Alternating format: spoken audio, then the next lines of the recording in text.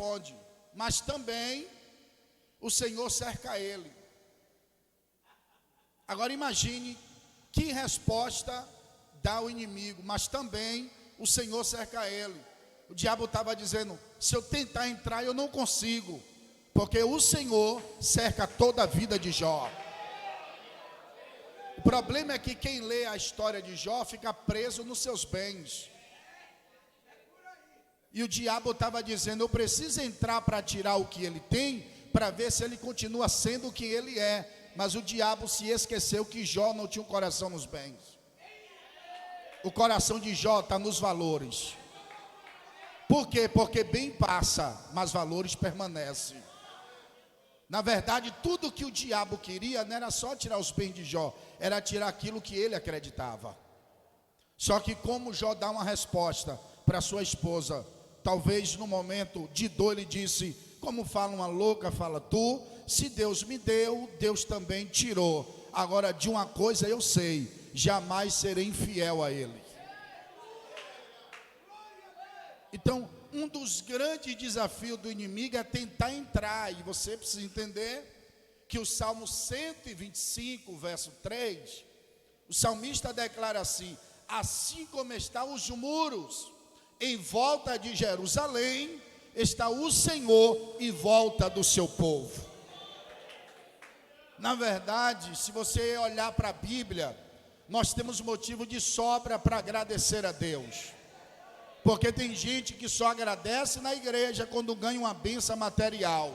Você era para chegar aqui e agradecer todo dia, porque todo dia Deus cerca a sua casa, Deus cerca a sua família, Deus cerca a sua história, e aí o inimigo vem, mas ele cai por terra, porque quem lhe protege é maior do que todas as coisas. Então Deus sempre teve os seus representantes. O negócio é tão sério que no momento de crise, falando no sentido espiritual, moral, de caráter, Isaías profetiza. Capítulo 1, versículo de número 9, mas eu gosto muito do versículo 3.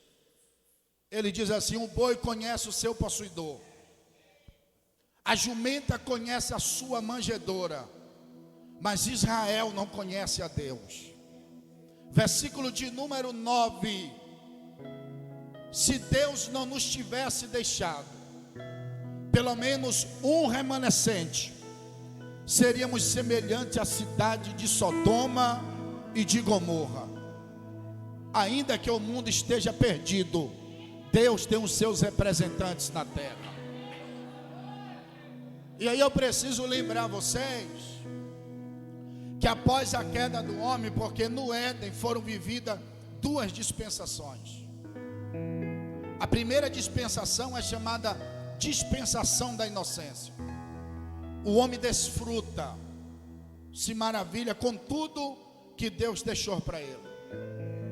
Após o engano tomar conta do coração, Eva falha, Adão falha, e então ele sai da dispensação da inocência e começa a viver a dispensação da consciência. Ambos os olhos foram abertos.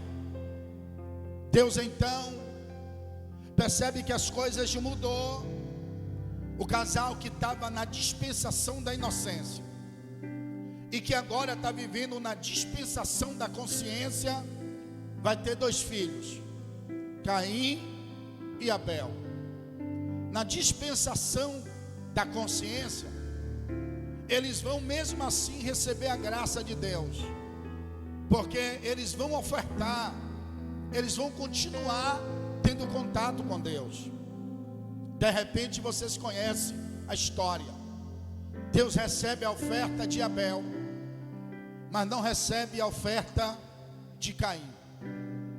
E para quem ler a Escritura, precisa entender: o problema nunca teve na oferta, porque o problema estava no coração de quem ofertava. E você percebe que a maquinação para tirar a vida de Abel estava no coração. Deus disse para Caim: se o problema fosse na oferta, você ia lá e pegava outra. Mas como o problema está no seu coração, você precisa mudar o que está no seu coração. Você sabe o que é que me dói? E o que eu acho lindo na Bíblia é que tem muita gente que por fora até dá uma boa oferta. E como nem eu e nem você temos o poder de saber o que está no coração, no grande dia, Deus vai revelar que muita oferta era interesseira. Então você vai perceber que Caim vai tirar a vida do seu próprio irmão. Vocês conhecem, não tem mistério. O sentimento chamado inveja tomou conta do coração de Caim. Mas o que eu gosto da Bíblia é quando Hebreus vai falar sobre esse assunto. Porque Hebreus diz o seguinte: o sangue de Cristo fala mais que o sangue de Abel. E aí você, utilizando a inteligência, você faz a seguinte pergunta: por que o sangue de Cristo fala mais que o de Abel? E você percebe que Abel é inocente. É simples, porque o sangue de Abel clama por um Caim, mas o sangue de Cristo clama por todos os Caíns da vida. Sai. Aí você percebe que fica Caim. O amor de Deus é tão grande que o casal vai continuar tendo filhos. E então tem um terceiro filho, e põe o nome dele de Sete, porque Deus não ia deixar a terra entregue na mão de um homem que o seu coração era mau. E então a Bíblia vai ensinar que Sete começou a invocar o nome do Senhor. Aí sai da segunda dispensação e entra na terceira dispensação, chamada dispensação do governo humano. Na dispensação do governo humano, Deus levanta um homem. O nome dele é Noé. Eu preciso lembrar vocês que o desafio que Noé teve foi muito grande. As pessoas lerem a Bíblia na história de Noé e ficam assim imaginando, irmãos, é 2000 anos sem chover, é 2000 anos sem cair chuva na terra, a terra sendo regada com orvalho. E então aparece um homem cuja Bíblia chama de pregoeiro da justiça e começa a pregar uma mensagem que ninguém nunca viu. O que? Vai chover. Vai chover. E as pessoas olhavam para Noé e diziam: você está doido, vai chover. E sabe o que eu acho lindo da Bíblia? É que o mesmo Deus que disse que ia chover, já havia preparado a construção do que ia proteger da chuva. Eu acho lindo, porque enquanto a igreja prega Jesus vai voltar, ele já preparou o arrebatamento para livrar a igreja. E aí vocês conhecem que Noé, acho que Noé e o profeta que pregou com o coração irado, foi um dos que teve a maior dificuldade de pregar. Noé prega 120 anos. Quantos anos? Quantos anos? Você vai ler na Bíblia que Noé não ganhou uma alma. E aí você precisa aprender, meu irmão, que se porventura você não conseguir ganhar os de fora, quando a arca fechar, esteja você e a sua família. Encerra-se a dispensação do governo humano e entra na dispensação patriarcal. É a quarta dispensação. Quando Deus vai dar início à dispensação patriarcal, ele vai visitar uma cidade chamada de Ur dos Caldeus. Os historiadores ensinam que é habitada aproximadamente por 150 mil pessoas. Do berço da idolatria, o Senhor vai chamar um homem por nome de Abrão. Um homem que teve a sua vida doutrinada nos princípios pagãos. Um homem que teve a sua vida doutrinada em um costume politeísta. Um homem que viu muitas imagens de escultura sendo reverenciada. Agora ele vai ouvir uma voz que ele nunca ouviu na sua vida. E a voz falou assim: Abrão, Abrão, sai da sua terra, do meio da sua parentela, e vai para uma terra que eu te mostrarei. Eu só queria pontuar um detalhe. Estamos na ceia, na casa de Deus, que quando você olha Abrão, ouvindo a voz de Deus e não tendo dificuldade de obedecer, eu começo a olhar e fico constrangido, porque aqui tem membro da igreja, tem gente que participa da escola, do culto de doutrina, é crente há mais de 20 anos, Deus fala e ele tem dificuldade de ouvir. E aí você vê que Deus vai no berço da idolatria, chama um homem e ele não pergunta para onde é, ele não tem dificuldade, ele está disposto a obedecer a Deus. O que você vai ter lá na frente? Deus não disse o que ele iria ter. O que Deus esperava dele era que ele obedecesse. E enquanto Abrão obedece, Deus começa a liberar o que ele tinha para a vida de Abrão. Em ti será bendita todas as famílias da terra. Tu serás uma bênção. Quem lhe amaldiçoar, eu amaldiçoarei. Quem lhe abençoar, eu vos abençoarei. Agora segura. Abraão recebe o chamado, ouve a voz. Só que o encontro da história de Abraão vai mudar a sua vida. Quando ele encontra com Melquisedeque, rei de Salém. A história vai dizer que Melquisedeque é o último descendente dos filhos de Noé, a saber, Sem. Só que partindo do período patriarcal, vai mudar a história, porque Deus vai estabelecer que no encontro entre Abraão e Melquisedeque vai ter pão e vai ter vinho. Eu vou falar devagar para você guardar. Por quê? Porque não tem como encerrar um legado passando para o próximo sem esse mistério. Você vai aprender que na última ceia que Jesus celebrou, ele disse: quem não comer do meu pão, do meu corpo, e não beber do meu sangue, a Bíblia está dizendo que só pode representar a Deus quem tem relação com Ele. E a maneira que nos relacionamos com Ele é quando comemos do pão, como tomamos do suco que representa o sangue. Aí sim o negócio liga na terra e no céu. Então, já que Abraão vai passar a representar a Deus na terra, você precisa passar por esse mistério. E é por isso que quando a gente ensina aos novos convertidos, você tem que se batizar, você precisa regularizar a sua vida, é porque é uma coisa que não tem explicação, não tem nada melhor. Eu acho que no coração de um crente salvo, o dia mais importante do culto é o dia da ceia. Eu acho que não existe desculpa na terra para um crente não vir para a ceia. Não existe justificativa na vida de um crente salvo ele abrir a boca e dizer: eu não vou para a ceia. Se for pecado, confessa, porque o sangue dele, foi dito aqui, perdoa os teus pecados. E aí então vai ser liberado.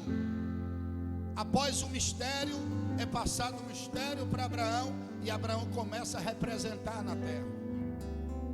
Agora entenda, encerra a quarta dispensação, que se estendeu entre Abraão, Isaac e Jacó, e entra então na quinta dispensação, dispensação da lei. Diga comigo: dispensação da lei. Vocês conhecem que na dispensação da lei deu início através de Moisés. E você sabe que Moisés é o legislador que Deus utiliza da sua vida para libertar um povo que está no Egito. Mas ao longo da vida eu sempre se perguntei assim: peraí, Moisés nasce no arraial dos escravos. Israel foram convidados por José. No governo que o faraó que ajudou José morre.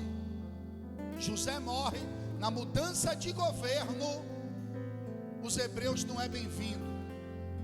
Os hebreus passarão a ser escravo.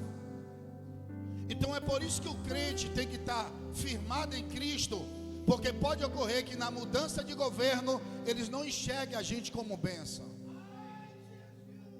A mudança de governo vai definir como é que ele vai nos enxergar. Então ele passa a olhar para os hebreus como escravo, tudo por causa de um detalhe. Qual? É a Bíblia que diz: os hebreus multiplicavam no Egito. Os hebreus multiplicavam. O texto está dizendo o seguinte: os hebreus cresciam. E quando você cresce em uma terra que não é sua, atrai os olhares. E alguém vai chegar para Faraó e dizer: se não tiver cuidado, esse povo vai dominar o Egito. É porque ele não sabia que aquele povo ali não foi chamado para dominar o Egito, porque já tinha uma terra ali esperando.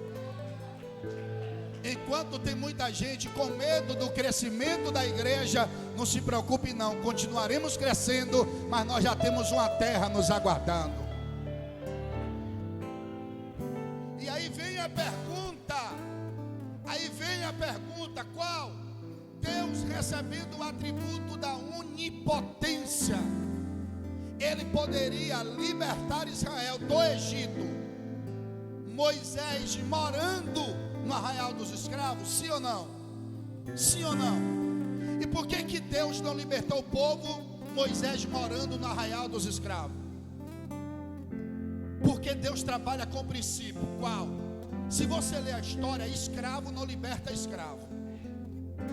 Então, para Moisés libertar o povo, Deus vai permitir que ele seja criado como príncipe no palácio.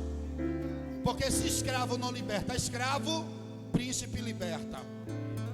Então ele vai ser criado no palácio para tirar a mentalidade de escravo e aderir uma mentalidade de príncipe.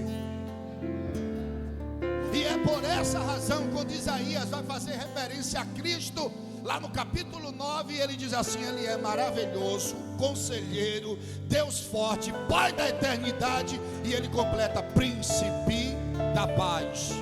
Porque já que escravo não liberta escravo, o príncipe tem o poder de libertar. Moisés vai viver 3 fases da sua vida, a cada fase de 40 anos. E vocês sabem, 40 anos no palácio.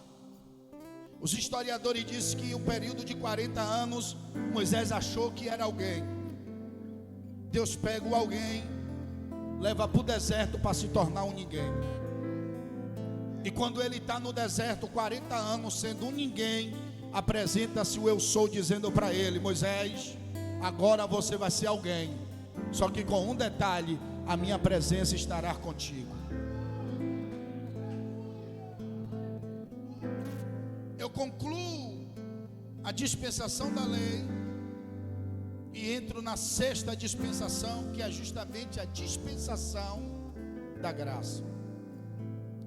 Na dispensação da graça, não vai ser agora um homem que vai ser levantado. Na dispensação da graça muda. Por quê? Porque vai vir o Filho de Deus, vai morrer por nós, vai dar a sua vida, e agora ele não vai ser um homem, vai ser uma instituição que vai representar Deus na terra. Só que quando você lê a Bíblia no Evangelho segundo escreveu Mateus, capítulo 16, versículo 13, ele entra em Cesareia de Filipe. E quando ele leva os discípulos em Cesareia de Filipe, para quem não sabe, é a primeira vez que a palavra igreja é citada no Novo Testamento. E quando ele chega em Cesareia de Filipe, ele diz: o que dizem os homens acerca do Filho do Homem? Estão dizendo que tu és Elias, João Batista, Jeremias ou um dos profetas. Jesus olha para o discípulo e diz: e vós, o que pensais que eu sou? E então Pedro, meio que agoniado, levanta a mão e diz: eu sei quem o Senhor é. O Senhor é o Cristo, Filho do Deus vivo. Como a palavra vinda de Pedro estava muito além desse mundo físico, Jesus disse: Pedro, disseste bem, porque quem te revelou não foi a carne e nem o sangue, mas o meu Pai que estás no céu. E ele então disse: pois agora te digo, tu és Pedro, um fragmento de pedra, e sobre esta pedra edificarei a minha igreja, e as portas do inferno não prevalecerão contra ela.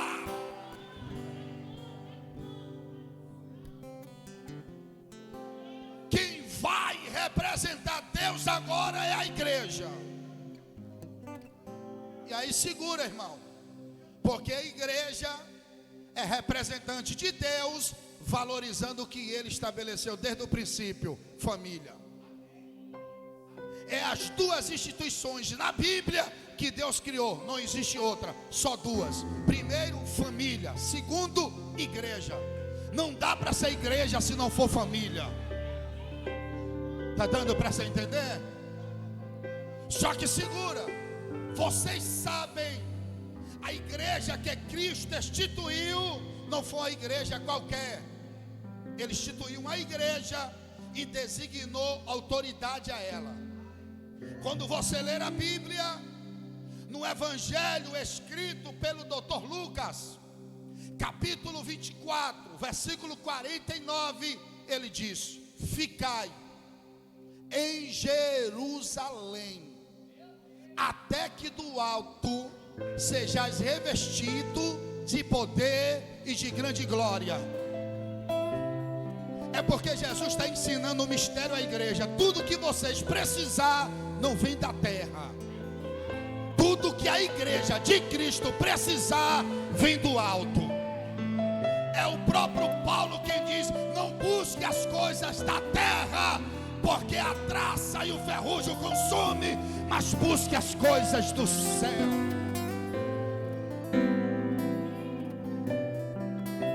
Quando você ler a Bíblia, em Atos capítulo 1, versículo de número 8, Jesus dando as últimas instruções ao colégio apostólico, à igreja. E então ele libera uma palavra em Atos 1, versículo 8: e descerá sobre vós a virtude do Espírito Santo, ser-me-eis as minhas testemunhas, Jerusalém, Samaria, Judeia e nos confins da terra. Agora vem um negócio bom de Deus. A igreja que representa Deus precisa ter autoridade. Não dá para ver uma geração de crente que abre a boca e nada acontece. Se a igreja abriu a boca, o céu confirma. Que está entendendo? Para glorificar a Ele.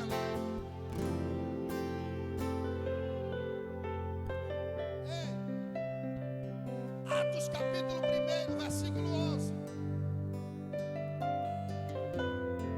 O discípulo vai fazer a seguinte pergunta: mestre, quando será o tempo que haverá a restauração de Israel? Jesus vai olhar para ele e disse: isso não compete a mim.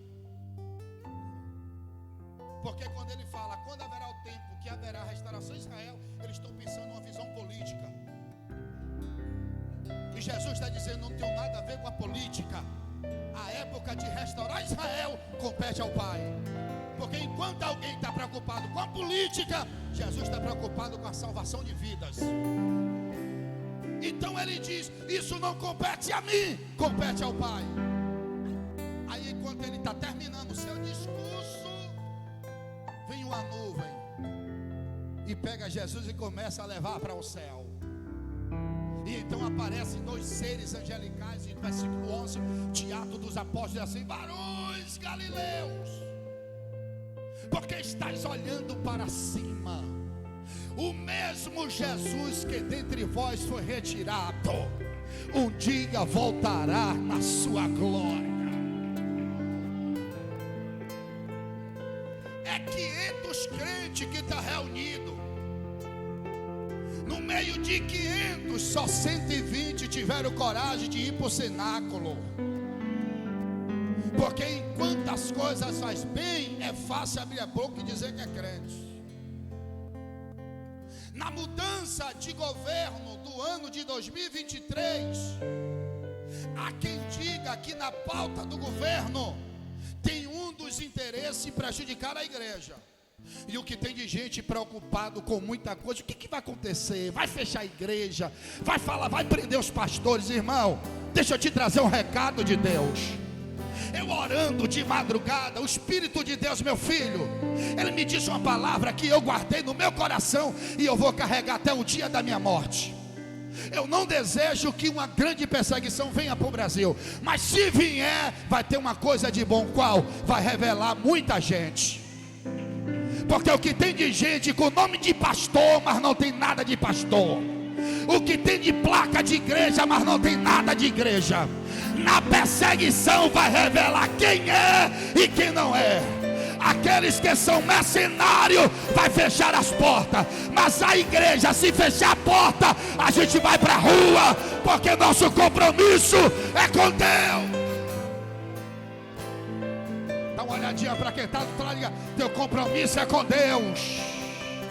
Balança a mão desse crente, diga: teu compromisso é com Deus. Meu irmão, a igreja já enfrentou perseguição pior, rapaz. A igreja já enfrentou batalha pior, e o diabo não conseguiu parar a igreja. Ei, deixa eu te dar um recado: quem abriu a porta da igreja foi Deus, e quem disse que ela continuará aberta é Deus.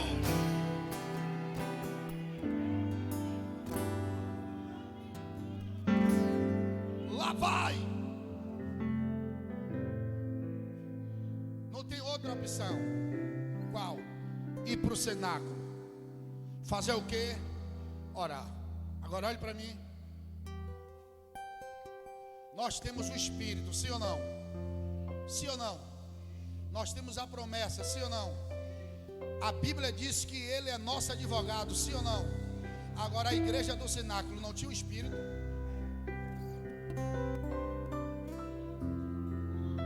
Jesus não estava entre eles, porque já tinha subido para o céu. Ele só tem a promessa de Joel.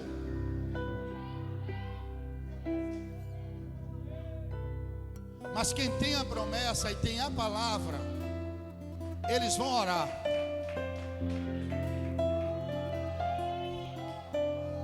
Segura. Orou o primeiro dia, não aconteceu nada. Orou o segundo dia, não aconteceu. E aí foi orando, foi orando. E eu gosto da Bíblia, porque quando Deus quer fazer, Ele não marca a data, Ele chega de surpresa. Por que que em todo o Novo Testamento está dizendo vigiai, cuidai, se preparai? E o texto usa a figura de um ladrão que em seu coração projeta o dia de roubar, mas o dono da casa não sabe que dia ele vem. Porque enquanto Deus está projetando buscar a igreja, só os verdadeiros continuam no cenáculo sendo fiel. De repente, como um som veemente, impetuoso, a glória de Deus encheu toda a casa. Foram vistas por eles línguas repartidas como que de fogo. Todos foram cheios do Espírito e anunciaram a palavra com ousadia. Aí formou-se um grupo. Vocês sabem que isso aqui é o maior embate teológico da história, porque tem uma geração que não crê. Isso aqui é o maior embate teológico da história, porque eles dizem que o povo falava em uma língua que os gregos entendiam.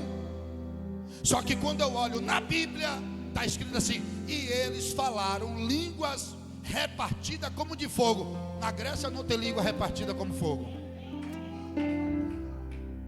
Em nenhum lugar do mundo existe essa língua, só no céu. Quem está entendendo, para dar glória? Só que quando Pedro, que é o presbítero da igreja, vai pregar, Pedro diz assim: ei, Vocês estão se escandalizando porque tem alguém marchando aqui, é? Vocês estão reclamando porque o povo está cheio de Deus, é? Aí virou para ele e disse: vocês esqueceram do que está escrito na palavra? Aonde? Em Joel capítulo 2, versículo 28. E quem fez essa promessa lá atrás não foi o homem, quem fez a promessa foi Deus, e essa promessa está se cumprindo, e eles estão cheios do Espírito. Quem entende, levante a mão para adorar.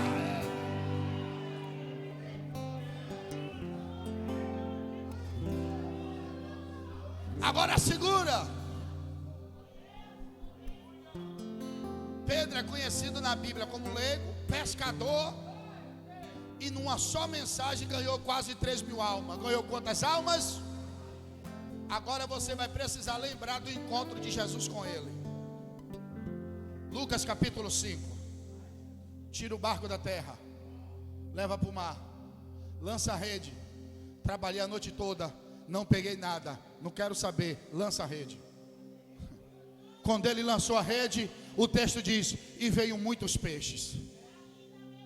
E quando Pedro ficou maravilhado com aqueles peixes, Jesus disse: eu te trouxe para tudo isso aqui para dizer só uma palavra: o que? Não será mais pescador de peixe, serás pescador de almas. E aí você se pergunta: por que Jesus disse isso? Porque Pedro costumava pegar um peixe vivo e dar morto à sociedade. Jesus está mudando o ministério de Pedro. Você vai pegar na sociedade um peixe morto e entregar vivo pelo poder do Evangelho. Aí tem 3.000 que está todo mundo morto. Quando ele lança a rede, aceita todo mundo. Ficou todo mundo vivo. Aí olha como é a multiplicação da igreja. Tinha 500, 380 desiste. A obra é de quem?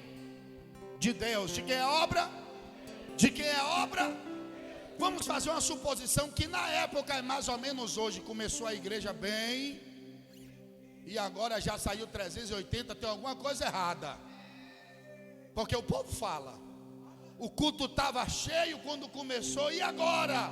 Aí o dono da obra diz: tem problema não, porque em uma só pregação eu vou triplicar a quantidade de vidas. Porque quando alguém se prepara para criticar, Deus já tem tudo preparado para dar ao seu povo. No meu ponto de vista, eu já vou entrar em Atos 12. No meu ponto de vista, e não pretendo se estender, a igreja primitiva cometeu um descuido. Eu vou utilizar a palavra descuido. Por quê? Porque quando a igreja cresceu, quando a igreja avançou, ela entrou em um sentimento chamado zona de conforto. A minha preocupação é a tal da zona de conforto. Por quê? Porque quando eu não estou na zona de conforto, eu começo a valorizar aquilo que edifica a minha alma. Mas quando eu entro na zona de conforto, eu começo a priorizar aquilo que me agrada e não o que agrada a Deus. E ao longo do tempo você pergunta para alguns, você conhece gente que vive o tempo todo no vale: meu Deus, por que fulano não sai? É porque Deus está dizendo: porque é melhor ter ele aqui na prova do que ele trocar o dia de culto pela avenida. Quem está entendendo? Para adorar Deus.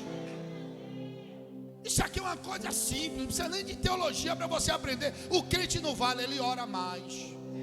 O crente no vale, ele jejua. É porque tem hora que não tem o que comer e ele tem que jejuar mesmo. Aí Deus ama o cidadão e começa a abrir a porta. Qual é o dele? Continuar. Aí tem gente que muda.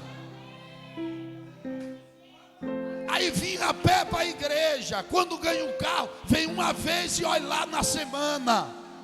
Cuidado para Jesus não tomar o que ele te deu e você voltar a ser quem você era. Quem está entendendo? Para adorar a Deus. Quando a igreja entra na zona de conforto, o que vai acontecer na história? As maiores perseguições contra a igreja primitiva.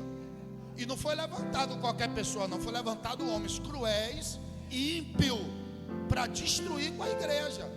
Muitos crentes perderam a vida por causa de homens ruins. Até que chegamos no capítulo 12. Agora segura. Capítulo de número 12. Já tinham matado Tiago. E pegam Pedro e colocam no cárcere. É festa dos pães asmos. Não pode haver derramamento de sangue. Mas já tem o dia da morte de Pedro. Agora olha que coisa interessante. Já tem o dia da morte de... Aí tinha uma igreja que no versículo 5 está escrito: mas a igreja fazia constante oração por ele a Deus. Eu fico pensando que o que se passou na cabeça de Herodes, imaginar que ele é o dono do mundo para dizer quem vive e para dizer quem morre. E o próprio Paulo teve a experiência em Damasco, no capítulo 9 do livro de Atos, que o Senhor disse a ele: Saulo, Saulo, por que você está me perseguindo? Na verdade, a definição da Bíblia é tão simples. Jesus estava dizendo a Saulo: Saulo, você está perseguindo um povo que não é teu, e esse povo tem dono. E o dono desse povo, quando ele se levanta, tem duas opções: ou você se converte, ou você morre.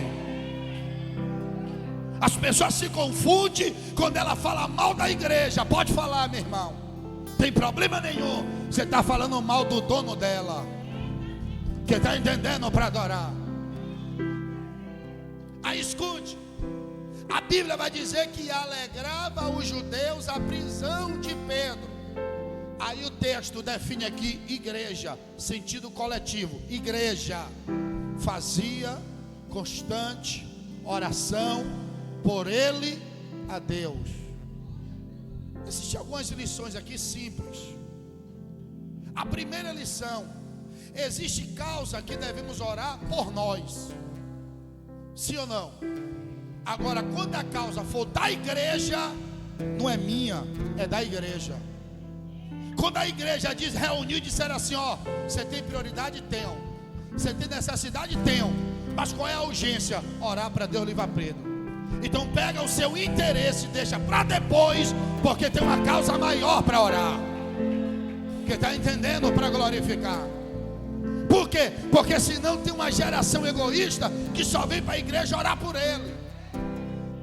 E tem causa mais urgente do que a sua. E aí quando alguém é egoísta e pensar só em si, Deus está dizendo: tem causa mais urgente. Então está na hora da coletividade da igreja orar. Agora entenda. Se você ler Atos capítulo 3, está escrito: subia Pedro e João para a oração da hora nona. Era o momento que o povo se reunia para orar. Existe um detalhezinho importante aqui em Atos capítulo de número 12, versículo 5. Quando o texto diz assim: e a igreja, diga comigo, a igreja, dá para ser melhor, diga a igreja. Dá para você entender que essa expressão, a igreja, está falando de uma unidade? Está falando de muita gente reunida, mas com um só propósito. Quando a igreja está unida, ela não tem tempo de pensar naquilo que não glorifica a Deus. Quando o propósito da unidade está sendo aplicada, dá para você entender que coisas passageiras não tiram a sua atenção. Por exemplo, quem cantou mais, quem pregou mais. Por exemplo, quem está no cartaz ou quem não está. Quem está estourado, virando o ano todo e quem não está. Quando a igreja está unida, essas coisas não é prioridade.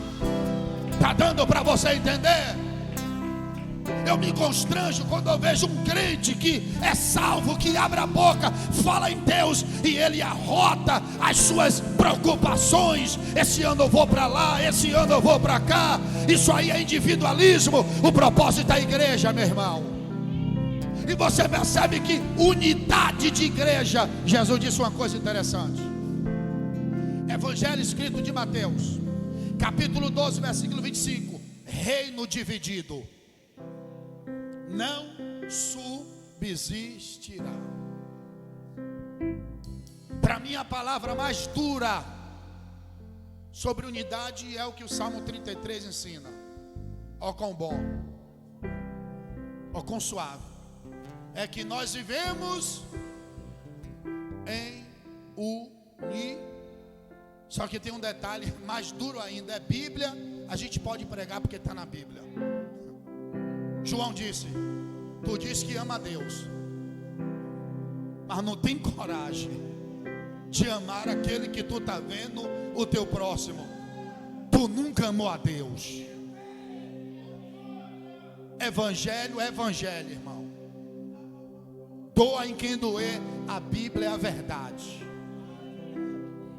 Quando alguém quer se sobressair, arrotando soberba, prepotência, esse daí não é o representante da igreja. Agora, quando você vê humildade, que você vê unidade em um só propósito, ali é a igreja. Quem está entendendo? Para adorar a Deus. Segundo lugar, e agora que fica bom, a igreja orava, a igreja, existe pelo menos coisas simples da Bíblia, simples. 3 razões que acontecem com um crente que ora. 3 coisas simples, 3 razões. Primeiro, toda a igreja que ora, ela é conhecida no céu. Pode não ser conhecida na terra, mas no céu ela é. Quem está entendendo? Enquanto as pessoas querem ser conhecidas na terra, o crente de oração é conhecido no céu. Está dando para você entender? Foi Jesus que ensinou.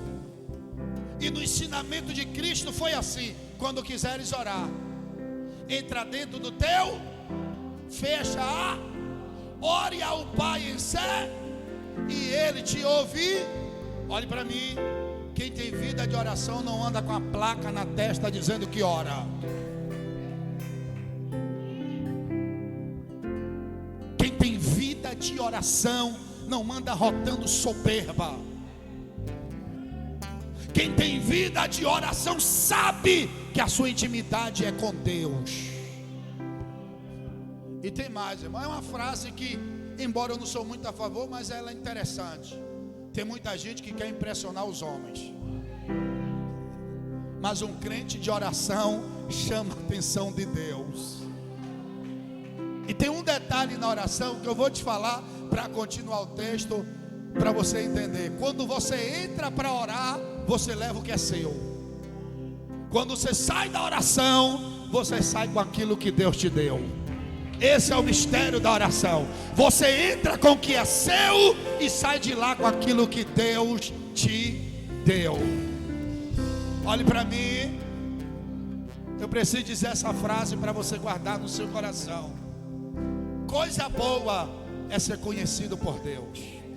Dá uma olhadinha para esse crente, diga para ele: coisa boa, mais forte, diga: coisa boa é ser conhecido por Deus. Quem está entendendo? Para adorar Ele. Eu só vou dar esse detalhe e sigo, tá bom? Lembra do milagre da transformação da água para o vinho?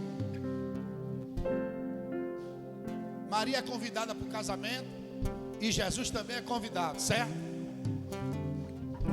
Maria tem uma intimidade tão grande que ela está nos bastidores aonde leva o alimento para os convidados. E ela percebeu que acabou o quê?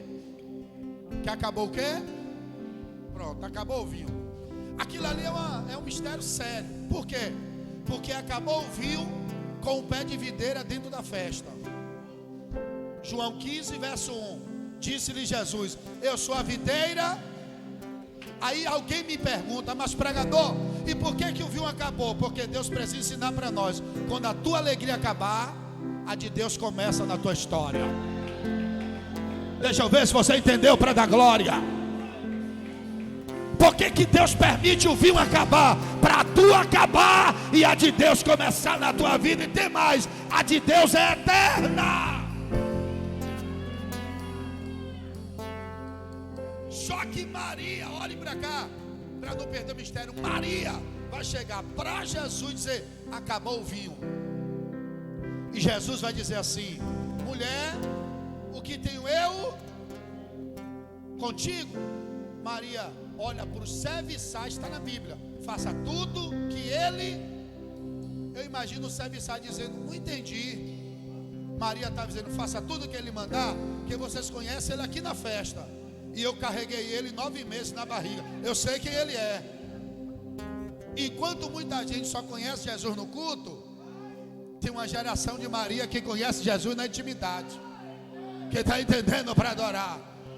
Tem gente que só conhece Jesus na revelação, mas tem alguém que quando dobra o joelho conhece a voz dele.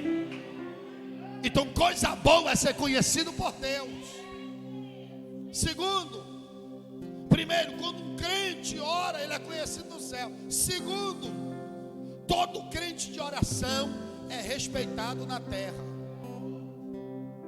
Eu vou lhe lembrar um texto para você lembrar aqui. Lembra de 2º livro do Reis, capítulo 4, verso 9 a seguir, que Eliseu passa, nunca deu um bom dia, nunca deu uma boa tarde, nem uma boa noite àquele casal. Mas quando ele passou, a mulher chamou o marido e disse, esse daí, que passa por nós, é um santo homem de Deus. Eu vou lhe confessar algo aqui, temendo a Deus, no que eu vou lhe dizer. Nós estamos enfrentando uma batalha tão grande, tão grande. O que? Batalha do testemunho. Porque o que tem de gente que com o microfone na mão é uma benção, mas por onde passa, só Jesus. E uma mensagem pregada por alguém não lhe credencia como homem de Deus. O que credencia o servo de Deus é o seu testemunho. As pessoas parecem que servem a Deus e não pensam, irmão, vai ter o dia da prestação de conta. Tem gente que solta palavrão, não tem nem coragem de pedir perdão a Deus e acha que isso é normal. Tem gente que altera a voz, humilha o próximo e acha que isso é normal. Querido, o testemunho do crente é a maior mensagem que devemos deixar nessa terra. Quando Eliseu passa, ela diz, esse daí é um homem de Deus, que não só nas nossas mensagens, mas no nosso caráter, na nossa maneira de viver, no nosso testemunho, também seremos identificados como homem de Deus. Você vai ceiar daqui a pouco. Você vai participar do momento mais importante da igreja. É o memorial mais sagrado da história. E você precisa pesar na sua consciência. Como é que está a tua história? Como é que está a sua vida? Porque eu ouvi desde novo convertido, Deus vai balançar a figueira. E isso há 18 anos atrás. E eu já tenho visto Deus balançar a figueira. O que tem de capa de gente caindo, de gente que se esconde atrás do talento e acha que importante é cantar bonito e pregar bonito. Importante é ser crente de verdade. Quem está entendendo para adorar Deus? Deixa eu te contar uma história. O ano passado, eu estou na sede e eu recebo uma ligação de um campo próximo, e o colega está em lágrimas. Eu esperei ele terminar de chorar e ele disse, um amigo nosso acabou de perder o campo. E aí você se preocupa, por quê? Ele teve a coragem.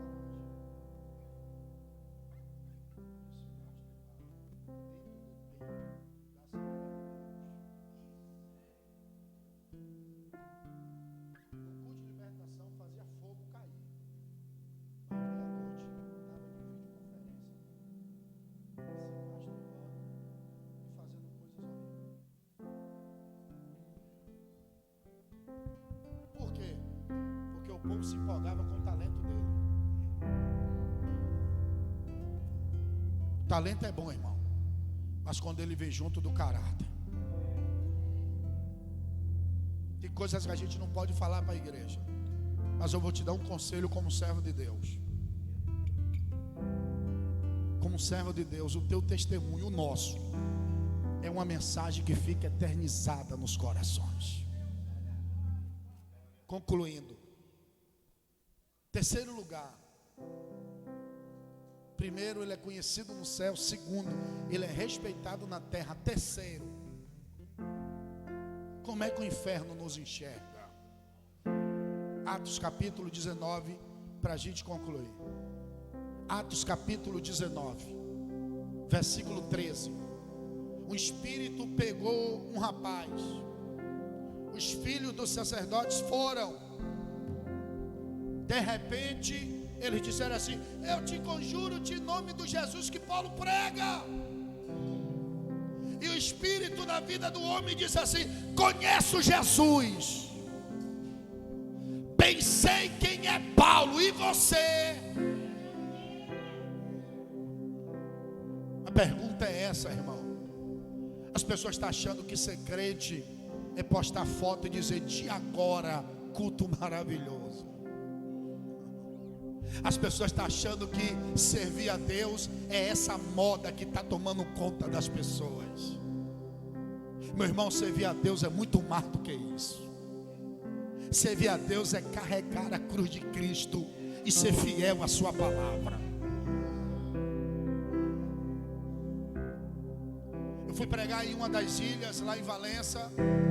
A igreja, um congresso, uma multidão. E aí preguei a primeira noite, foi uma benção. O pastor disse a mim: olha, o som não está bom, vou colocar uma irmã em seu lugar, para você ficar pronto para a noite a gente fazer a cruzada. Aí eu dei lugar no sono até umas 11. E uns 11h30 eu levantei para ir para a igreja aqui de lá e almoçar. E isso aqui marcou tanto a minha vida que eu carrego como testemunho. E eu que vivi. No culto, a irmã botou a mão em umas 30 cabeças de pessoas, orando, profetizando, revelando, e nada contra, porque isso é bom. Mas na hora do almoço, o demônio pegou uma moça aidética, tinha AIDS ela. Um monte de crente correu da igreja, do local, da cozinha. Eu estava sentado com o pastor na varanda, esperando terminar para almoçar. E a irmã que estava revelando foi a primeira a correr.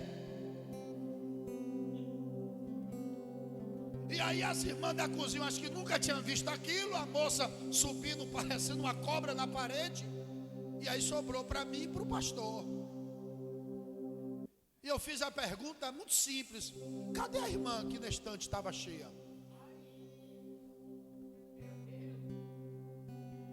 Doutrina quem dá é o pastor da igreja, mas um conselho um servo de Deus pode dar. Se o diabo manifestasse nessa manhã, como é que estaria a tua vida para enfrentar ele?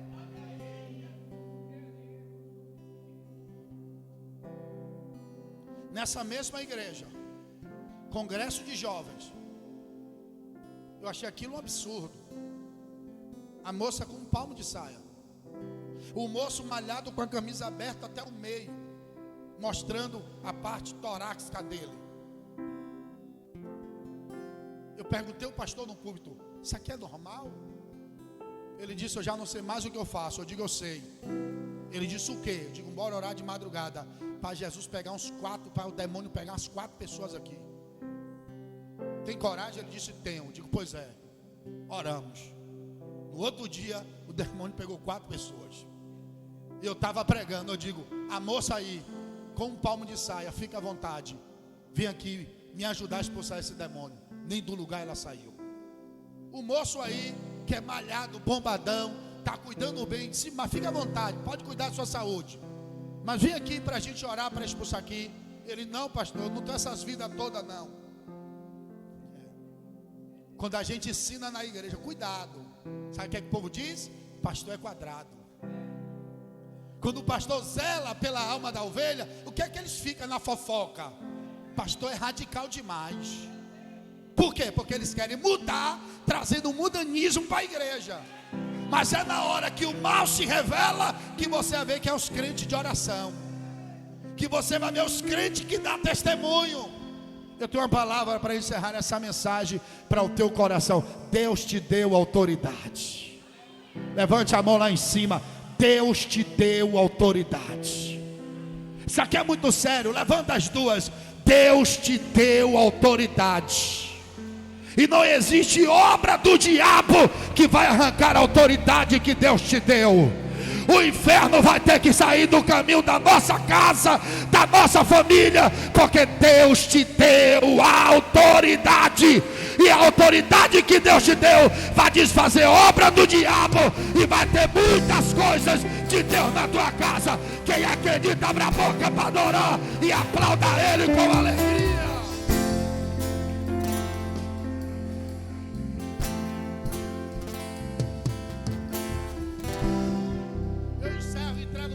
Ao pastor da igreja. Querido, esses dias eu orando, o Senhor me deu uma palavra muito séria. Eu preciso que vocês guardem o que vocês vão ouvir.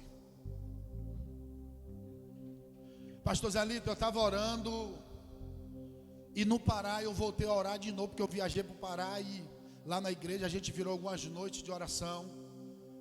E eram umas 2 horas para 3 da manhã. Veio a memória o Senhor e a igreja. E aí naquela oração de madrugada, Deus me deu uma palavra da seguinte maneira: Ele deu uma identidade à restauração. Grave muito essa palavra que eu vou dizer para o Senhor aqui no altar. Deus deu uma identidade para a restauração. E o Espírito de Deus me deu uma palavra tão séria, embora seja dura, mas eu preciso dizer aqui a vocês, respeitando ao líder da igreja e temendo a Deus. Quem não se enquadrar na identidade que Deus deu, o responsável de arrancar não é o Senhor, é Deus. Porque a identidade que Deus deu a essa igreja não é homem que vai mudar. Talvez alguém pode olhar e achar o Senhor muito quadrado, e tem tempo que eu não falo com o Senhor, mas eu tenho uma palavra para o teu coração: continue assim, porque se Deus deu a direção, ninguém será capaz de mudar. Quem está entendendo, para adorar a Deus, aplauda ao Senhor Jesus. Quem deu identidade foi Deus. Quem pode aplaudir com alegria, Deus abençoe vocês.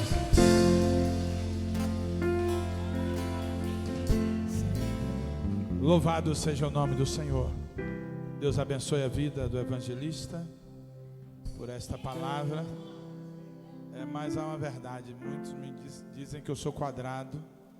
Eu quero louvar a Deus por isso, porque o quadrado, ele é diferente do sistema do mundo, né, meu? O meu sistema é o sistema do céu, é vida, é santidade, é pureza. É pureza. Eu sei que muitos não gostam, mas nós estamos aí. Um dia desse aí, o pregador chegou lá na ponta, lá sem a gravata. Eu estava no altar, cheguei, olhei e digo: meu Deus do céu. Desci aqui e falei: irmão, o que é isso? O senhor veio pregar sem gravata? Olha para o altar lá, como é que está o povo. Se existe um altar bonito, é aqui da igreja, é restauração. Não é só a beleza externa, mas a beleza interna. Eu falei: ó, se conseguir uma gravata para o senhor vai pregar aqui. Agora, se não conseguir, o senhor não vai subir.